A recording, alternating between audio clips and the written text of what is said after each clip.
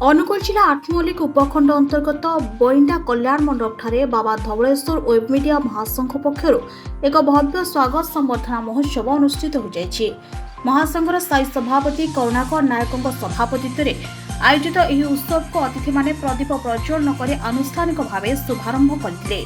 एथिरे हंडापा थाना अधिकारी राजेश कुमार सतपथी, शिक्षक चित्तानंद देहुरी, सरपंच दीप्तिमयी साहू एवं जिला संवादिक यूनियन सभापति अजित धर समेत अनेक विशिष्ट व्यक्ति योगदान करी शिक्षा और संस्कृति विकास उपरे गुरुत्वारोप करथिले।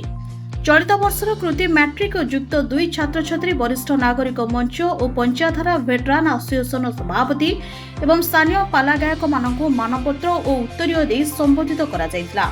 कुने कुने कलाकार रंगारंग सांस्कृतिक कार्यक्रम और अभिनय उपस्थित दर्शकों को विमोहित करथिला।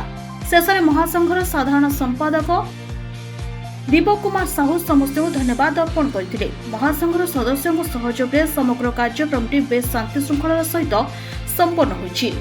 संबोधन सभा अनुष्ठित होइतिला तापर कोन किछि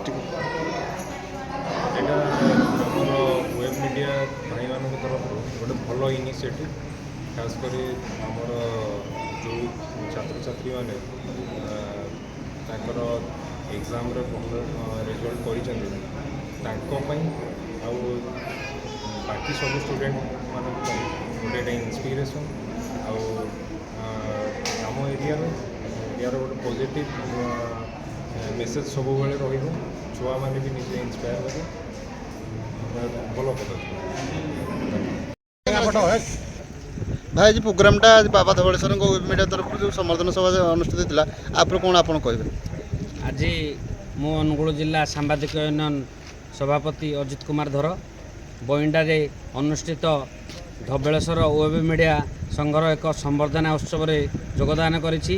ये वेब मीडिया संघर जो सोशल वर्क जो संबर्धना सभा प्रति छात्र छात्री मानक जो संबर्धना देइछंती मु एदरे बहुत तांको साधुवाद और धन्यवाद जनाउछि। एई भली कार्यक्रम रहिले सांबादिक मानकर बा लोकंको मध्यरे गोटे आशा और भरोसा मध्य रहइबो और साहस मध्य रहइबो। Bureau report Harshika media.